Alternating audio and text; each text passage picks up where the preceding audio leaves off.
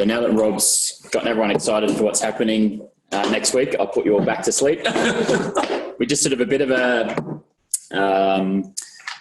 high-level look at some of the things that we're working on in Team Containers in terms of, I'm sure you've all heard, the terms Docker and Kubernetes and Helm and charts and things like that, those words thrown around a bit. So I thought I'd just do a bit of a session just kind of going over what these concepts are and how those different platforms kind of all interact with each other, et cetera, et cetera. So we start with Docker. So Docker was released in 2013. It was originally part of an internal project from a company called DocCloud, which was a PaaS company. If we just look at that for a second, 2013, that's within 5 years that Docker itself was released. It's already gone on to, completely change the way people package and deploy their applications. So it's come around quite quickly. It's really taken the whole industry by storm. So it's kind of like a mini VM is the way that people often describe it. But also, as anyone who's a hardcore containers fan knows, that's a complete gross oversimplification, and there's lots of hate mail around people who say things like that. So, if you understand what a VM is in terms of that virtualization, it's kind of a similar sort of idea to that. Unlike a VM though, it basically just shares the host operating system's kernel. So if we look at, I need a laser pointer. If we look at, with a normal virtual machine, you've got your host operating system. There's the hypervisor, which is a very high level abstraction that basically makes it appear to each of your VMs running that they're interacting directly one-to-one with the hardware, with the I/O. And then on top of that, in each VM, you've got this whole guest operating system. So it might be Windows, might be various versions of Linux or whatever it is. And that's, as you're probably all aware, whenever you install an operating system, that can be quite big. And then on top of that, you finally got your actual libraries and applications and things that you're actually trying to run. In the world of containers though, what you've got is you've got the host operating system, and then the Docker engine basically talks directly to that host operating system's what's called a kernel. And the kernel basically provides some level, a lower level of abstraction between for the I/O between your hardware and applications, and provides some level of isolation between applications through that kernel. So as you can kind of see, it's a lot slimmer and a lot smaller. Containers use the concept of the union file system. So basically, when you create an image, you're creating it in layers. So if we look at the image here, and all the images in this post have been stolen from all over the place, so I take no responsibility for them. But you start with the kernel of the operating system. And then the first layer on top of that is effectively like you can think of as the base operating system almost, in a sense. So it's the base that everything else is built on. So in this case, you've got a BusyBox is the low level almost operating system, I suppose you can call it.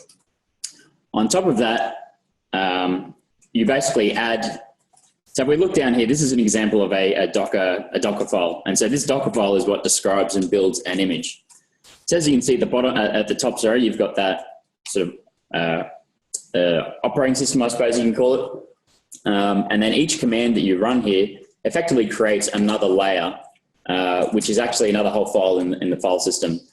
And the whole point of those layers is it means that if I then go and change, let's say this very last line from 8080 to 8081, the image itself can basically leverage all the layers that were built previously for the previous version of this. So again, in the difference to VMs where you've got this massive big image, which might be, tens of gigabytes, the first time you download a Docker image, it's going to start with be a lot smaller because you don't have the whole operating system sitting there. But then the second time you pull down the next version of that image, you're potentially only going to pull down that very top level layer. So it's a lot smaller, which makes moving them around a lot easier. And just in terms of terminology, the image is the thing you create. When the image is running, effectively, that's what's called a container. So when we talk about containers, that's like thinking about a running image. So what is the problems that Docker actually was built to solve? So in a similar way to VMs, it ensures you've got this consistent execution environment. So all your tools and all the different versions of your tools are all sort of embedded into that one artifact. So I can be running two different images on the same machine with different versions of, let's say, the .NET framework or whatever it is that otherwise wouldn't be able to operate together, run together on the same machine. You can kind of bundle them together into one container, into one image, sorry, and you get everything you need to actually run your application. They're all kind of isolated to each other. And obviously it's much more lightweight than a VM, and you get many, although not all, of the same isolation benefits in terms of, when you're running inside a container through the processes running inside the container, they look and feel as though they're running in their own little isolated environment. So you don't typically get leakages of, if you change files or start other processes, etc. So on top of Docker, you've got Kubernetes. So this is another layer of abstraction that was built, initially released in 2014. And that was originally designed by Google. It was built as an in-house thing on their internal system that was called Borg. And obviously, when we're talking about Google and Google scale, they've got tens of thousands of servers that all need to potentially run the same software. So they took, initially it wasn't based on Docker itself, but that same sort of concept where you'd have these small images, and they would basically be able to run distributed across a server, across a bunch of machines. So Kubernetes provides this ability to, whereas Docker Engine runs on a specific server and runs your images as containers, Kubernetes allows you to treat a whole bunch of servers as a single cluster, as a single concept. And then when you run images in that cluster, it can pick which servers they run on, and you get this whole complete abstraction away from your actual hardware. There's a centralized controller in a Kubernetes cluster, and it basically receives the commands that the client runs through something called kubectl, and you might have heard of us throwing that word around a bit.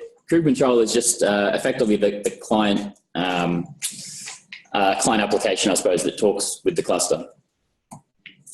So if we just have a couple of quick looks at some of the concepts in Kubernetes. So if we look at this, this is, the node is like a process that's running on a server. And so that's a kubelet, they call it. So that's this would be running on a single machine. You've got a node that's registered in the Kubernetes cluster. Within a node, you'll have what's called pods. Now, all a pod effectively is a bunch of containers that are typically all interrelated with one another. So you might have only one container in a pod, or you might have a container and another container which basically just does some monitoring of the primary web app, or it might be a logging container. And so these pods are the smallest units that are individually scaled up and down. They're the smallest units that are spun up or destroyed or kept healthy or destroyed if they're not healthy, etc. So think of the pod as sort of the smallest atomic unit in the world of Kubernetes. So on top of the pods, there's this concept of a service. Now, a pod, by definition, because they're sort of this transient mortal concept, the IP addresses of a pod can change from moment to moment. If new ones are spun up, you might spin up 10 of them and destroy one of them and spin up another one on another server. So there's this concept of a service which basically allows the outside world and other services in that cluster to talk through to applications running inside those pods through a single consistent address space. And obviously there's a whole lot more details into how they actually locate the pods, etc., but we won't even bother going into that. I seem to have skipped a slide. Let me just... All right, well, I'll maybe come back to that if I can find it. So on top of Kubernetes, you've then got this concept of Helm. So this is another layer of abstraction on top of Kubernetes, which is on top of Docker. So if we think about a Kubernetes cluster. So this is, we might have a whole bunch of servers running here that we're running all our containers in. With Helm, there's a client component, and then there's a server component, which is called Tiller. And Tiller is basically just a service that's running inside the Kubernetes cluster. And that's kind of the entryway between your client and the cluster itself. So it maintains the state of which pods are running, what's the communication between the two, etc. So what you do as a user using Helm, you take a chart, and a chart is basically a definition of all the resources you want to create inside a Kubernetes cluster. So it might be a pod, which, as we said before, has a bunch of containers inside them. It might be a config map, which is basically just a bunch of, I suppose, a config map is, how would you describe, like a set of key values. It's a bunch of information. Think of it as a config file, for example, something which isn't really a running container, but it's a bunch of information that those containers might need. So you take this chart, which has the whole definition of all those resources you want. You pass it to your client, and so you run Helm install or Helm update or whatever it is. The client sends it up to the service running in the Kubernetes cluster, and it will then spin up what's called a Helm release. And the Helm release is made up of all the different services and pods and config maps, etc., that were defined in that chart. And the idea is that you've then got this release, this named release, which you can upgrade or tear down or modify, etc. And they're all interrelated with one another. So as an example, so this might be a bunch of 3 different charts. So for example, we've got a chart for a database tier, and it itself is made up of 3 Kubernetes resources. One of which is a service and a secret is basically a config map which is encrypted. And then a third one, which is a deployment, which itself has a container inside it. And as you can see, you might have a chart for each of your different tiers, which have a whole bunch of different Kubernetes resources inside them. So the question is, what problems is actually Helm solving that Kubernetes hasn't solved? So one of the nice things about Helm is this idea of composability. So again, if we look at this, we might have this database tier, which is specifically a MySQL database configuration. And that will define the deployment for that database, but then the service also, which defines how you connect to it. And it might define also all the configuration for it. So it's all this in this self-contained package called a chart. And so I, as a user, can say, yes, I want to use SQL Server in my cluster, and rather than having to work out all the different little pieces I need to define in Kubernetes, I basically pull down the shared chart from a public library. In some sense, it kind of does for multiple applications what Docker does for a single application, in the sense of it creates this, in the sense that Docker takes a single application, wraps it up with all the dependencies and versions and frameworks that you need, and allows you then to deploy that multiple times or scale it up or scale it down. In a sense, that's what Helm is doing for a bunch of applications, where you can define, your database definitions, maybe your application that goes with it. That's all defined in your chart. And now I can take that chart and move it around, or I can update the one property that I need to run the application inside there. It also allows you to roll back and delete entire sets of Kubernetes resources. So as I was saying before, you treat that release as a single sort of atomic unit in the world of Helm. The other thing I didn't mention there is also you can provide, so Kubernetes, if you wanted to run a container with a whole bunch of custom variables that are needed to run your application, so it might be specific ports you want to run it on, or it might be some application-specific data like connection strings, etc. Kubernetes doesn't provide any native way or any nice way of effectively getting that information in, short of using those config maps, but there's no nice way of sort of saying, I want the config map to look like this for dev and this for staging and this for prod, for example. You'd have to create a whole separate config map for each different one. So what Helm does is you would define your config map once in your chart, and then Helm has this concept of variables. They've got a templating library where you can pump in your different values for different properties within that chart, and it substitutes within that config map based on those different values in a similar kind of way that you would do with, through Octopus with a config file.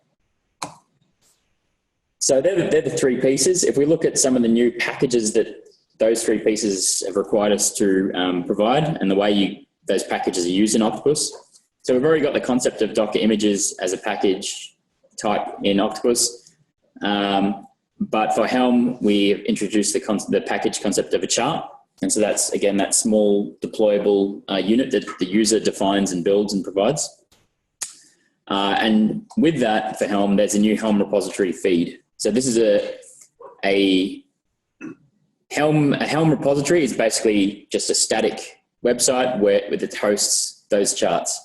And that's why the built-in feed, in theory, can support charts as well. It's basically just a zip with all those templates, etc., included in them. This page intentionally. Blank. So if we look at sort of the structure there, so we've got Docker and Docker containers at the base. And originally when Docker first came out, they had this concept of Docker Swarm, which was kind of trying to do a similar thing that Kubernetes does in terms of being able to orchestrate multiple Docker engines running on multiple servers and interact with them through a single interface. And also there's Docker Compose, which is basically just taking a bunch of Docker containers, and rather than having to run and configure each one of them individually, you define it in one single config file. That still runs though on a single server. So Docker Compose isn't about sort of distributed applications. On top of Docker came along Kubernetes, and it solved a lot of the problems that Swarm was also trying to solve. And then Helm itself was just built again on top of Kubernetes. So you've got all three of these layers, each one kind of builds another level of abstraction on top of them all. If we then look at the different cloud providers and how they kind of fit into this, when Docker and Kubernetes came along, Azure introduced what's called ACS, which is Azure Container Services. And through that, it was basically just a hosted infrastructure. They basically provide infrastructure that internally runs a Kubernetes instance or Kubernetes cluster, or it might run a Swarm cluster, or it might run a Mesosphere cluster. So it was very much just sitting on top of an actual bunch of infrastructure you had inside Azure. AWS, on the other hand, built what they called ECS, which is Elastic Container Services. And that was basically their own whole abstraction on top of Docker that, again, was trying to do what Kubernetes was doing. On top of that, now everyone has kind of seen the writing on the wall that Kubernetes is kind of the winner in terms of this higher level of abstraction. So AWS has come out with EKS, Elastic Kubernetes Services, I think. Azure has got AKS, which is obviously Azure Container Services, and Google is Google Kubernetes Engine. And so these three are effectively exposed to the user as if it's just a Kubernetes cluster. You've got direct access to interact with them in the same way as if you were running your own Kubernetes cluster somewhere locally. And since Kubernetes has kind of taken over, Swarm has effectively been sidelined, shelved, which is interesting because originally when we first started developing for Docker, Swarm was going to be the next thing we were going to target effectively to build on top of that abstraction that they provided. Since it's been about a year and a half since we first provided those Docker steps, it's, I suppose, a good thing that we didn't go and invest the time and energy into providing steps for Swarm, seeing as it's effectively dead. So now we'll have if we take a look at some of the steps and some of the steps in Octopus that interacts with all these different pieces in this world. So originally we started with, about a year and a half ago, a couple of steps that just interacted with those really low-level Docker commands like Docker run, Docker network, and they basically would run on your actual server that has the Docker engine running. And they work well for very simple, low-level basic operations. So as I was saying, we were originally going to support Swarm as well, but that's obviously off the table now. So instead, what we're looking at is Kubernetes, that next level of abstraction. And since all these cloud providers on the left here are effectively exposed as Kubernetes clusters, we can treat them as if they're all the same, as if it's running locally on your server. So these steps, these Kubernetes steps we've introduced, the high level deploy a container step, some lower level run a Kubernetes service, etc. We can run on top of these cloud service providers, all using the same set of steps, which is kind of nice. We didn't need to add anything additional for them. And also, seeing as we had a really high demand for Helm when we first released an RFC around some of this work, we figured it would be quite sort of prudent to provide a step that basically interacts with Helm, just to make it easy for users who are coming from a world where they've used Helm to solve all these problems that potentially Octopus will solves a lot of them now, but they've already got all their scripts and their charts and their processes set up. So having a step ready out of the box that allows them to jump straight into Octopus just makes that move over process a lot easier for them. And luckily now with the new run multiple packages step, it also makes interacting with ECS, which is, as I said, its own standalone thing, a whole lot easier. So we've got some examples and we'll do some blog posts around that. And similarly, Docker Compose, rather than building a custom first-class step for it, you can use that, run a package, run multiple packages on a server step and get the same effect. So we look at all that and we go, what's the point of Octopus and where do we fit in? We've got all these different services. Everyone seems to be building another level of abstraction to solve the problems underneath it. So Octopus allows us to, I come along and I've got a whole bunch of variables. I want them managed in a central location that map to my environments. Octopus allows you to have, that single point that has all your configuration for all your different environments managed in a single location. You might use Helm to manage your, pushing the different variables for the different values, but YAML isn't great. Templated YAML is just a horrible mess. And we look at one example here. In order to have a YAML template that itself references another template, because of the fact that YAML itself uses white space as part of its syntax, you then need to inform the template parser that you need to indent the stuff that imports from this file. And at the same time, you've got to make sure you don't indent this templated section, because then you'll get triple indentation going on. So you get this mixture of syntax and semantics when you're dealing with templated YAMLs that you don't really need to deal with if you're using Octopus, because you're dealing with variables just as variables, and then you deal with your configuration just as configuration. You don't get this weird mix that makes it a complete pain in the ass just to look at and understand what's going on. Obviously, I want to ensure that I deploy to staging before production, and I want to deploy once for each tenant I've got. So this whole concept of having an actual deployment lifecycle where, you've got enforcement of deployment rules. You've got multiple deployments you can take place for a tenant, and managing all that in one location that Octopus brings, where you've got all your infrastructure, you've got all your machines configured. Again, you just don't get that if you've just got a bunch of scripts that you run on the command line that, you're back to the old days of, make sure Bob doesn't run this on production yet because I haven't run it on staging.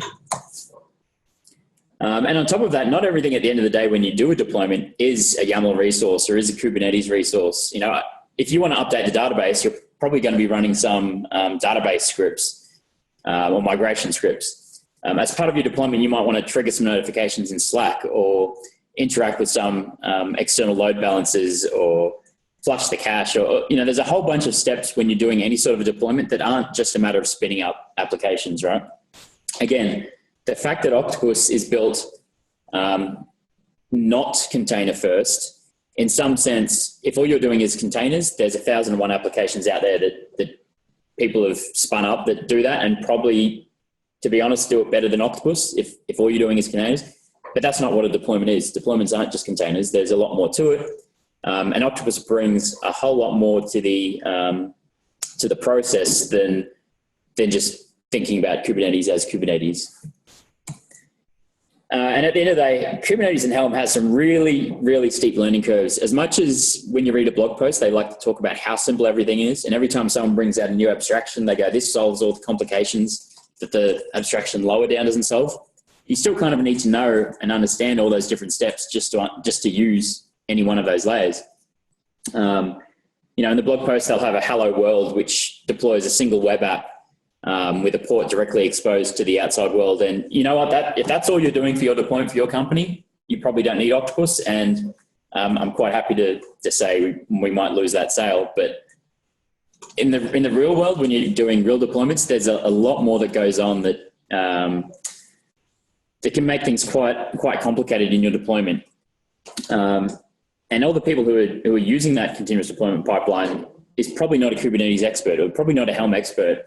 You've got project managers or testers or, new developers who've just come out who don't understand Kubernetes. You shouldn't really expect them to understand and know everything about how these tools work just to use them. And so again, Octopus simplifies that. And I like to think of it as it's similar to the process in how we talk about PowerShell, right? In that, sure, you can do all your deployments through PowerShell, and sure, you can do all your deployments directly through Helm commands, but you don't want to do that. No one wants to do that. There's a high barrier to entry to actually understanding what's going on. So Octopus provides that simplification on top of it all. Ultimately, continuous deployments are about more than just containers, and Octopus Deploy is about more than just containers. And so I think that's kind of where it makes us a good fit for actually solving a lot of the problems people have still got today in the